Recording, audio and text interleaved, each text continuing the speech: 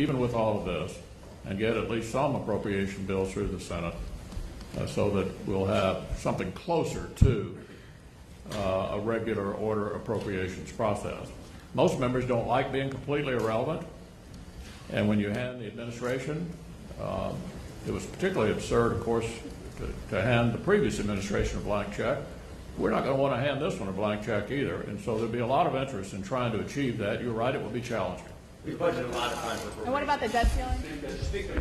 That's up to the Treasury. So we will, in consultations with the Treasury Secretary, find out when they anticipate the penetration of the debt ceiling, and that's something we're going to deal with in conjunction with the White House at that time.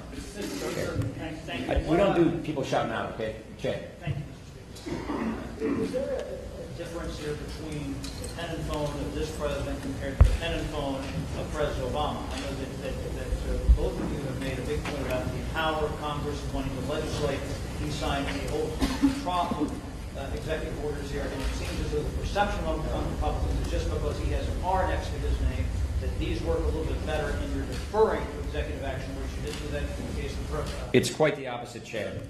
President Obama uses pen and phone and executive orders to exceed his power in our perspective. Everything that President Obama did by executive order, this new president can undo. We would like to see these things undone, and we'd like to see power restored to the people in the states, not the federal government. And that is what this new president is doing. He's restoring the proper balance, and in our opinion, he is undoing a lot of damage that was done by the last president who exceeded his power. Sure. It's quite. President Obama, I understand that it could very well go back to the Secure Fence Act. You guys have dealt with a lot of issues with the Secure Fence, whether it had to do with environmental lawsuits, private property owners who had issues with the border wall going through their property. How are you guys going to be dealing with those same issues that you dealt with back then this time around? I think if you take a look at the history of this of the Secure Fence Act, the last administration frustrated the deployment of the fence. This administration is doing the opposite of it. They're facilitating the deployment of the fence. We agree with this. We voted for this in 2006, along with plenty of people like our friend Chuck Schumer, the minority leader of the Senate, voted for the Secure Fence Act. Now we're going to actually deploy this fence, and we will anticipate a supplemental coming from the administration very shortly on how to finish construction and the funding of the fence. And then if there are any other barriers in the way, we will deal with those barriers. But a lot of those barriers we think can be done by executive order through the administration, just like the last administration frustrated the deployment of the fence or the wall. Speaking. Two-part question. One, will you offset the cost of the wall, and if so, how? And number two, are you saying that by August recess, you will both have a tax reform bill enacted into law and Obamacare replacement enacted? So as far as the offset, we're going to wait and see from the administration what their supplemental looks like. I'm not going to get ahead of a policy and a bill that has not been written yet. But the point is we are going to finance the Secure Fence Act, which is the construction of the physical barrier on the border. We have ambitious goals and ambitious timelines. Our goal is to get these laws done in 2017. We aspire to get most of these big things done by the August recess because that's when Congress does most of its legislating. But by and large, our goal is by the end of 2017, we have made good on so many of the promises that we made to the people and the policies that we ran on. Again, the reason we're doing this is because there are people hurting in this country. The reason we're doing this is because America is not anywhere near its potential. We want faster economic growth, a healthier economy, more wages, and we want American businesses to be able to compete.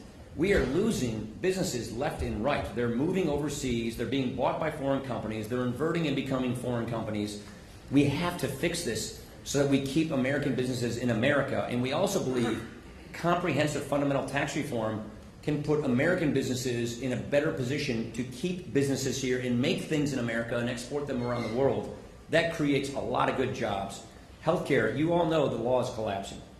Double-digit premium increases. Deductibles are so high, they're 3 times the rate or the size of those in the large group market.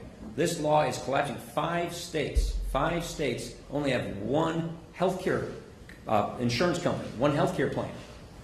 1 out of 3 counties in America only have one healthcare plan. That is not a choice, that is a monopoly.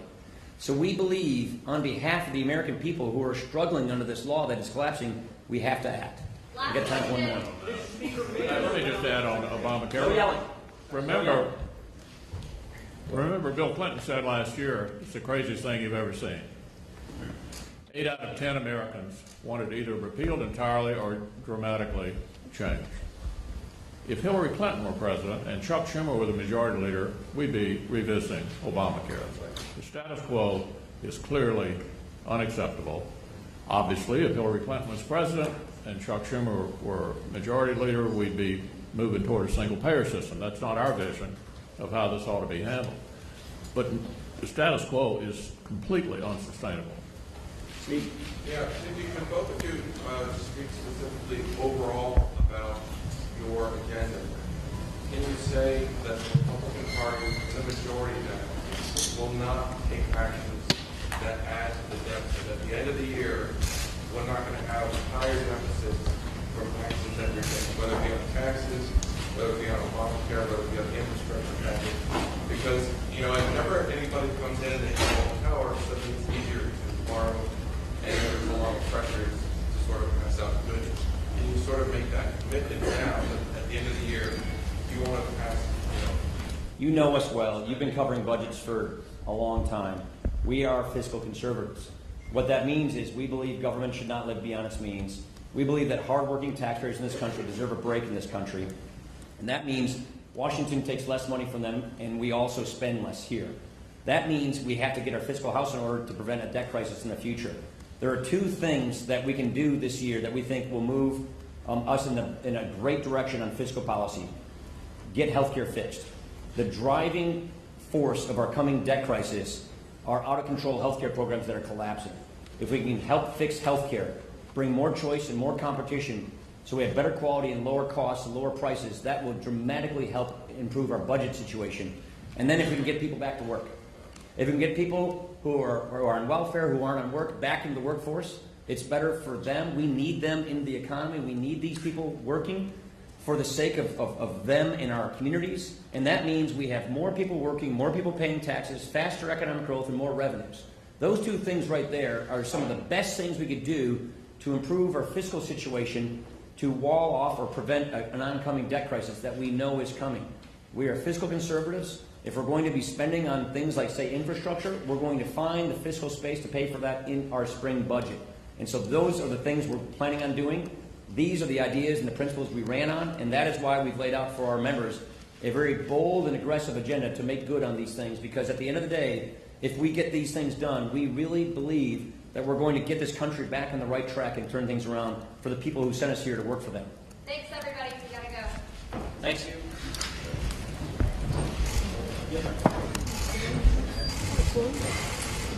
you.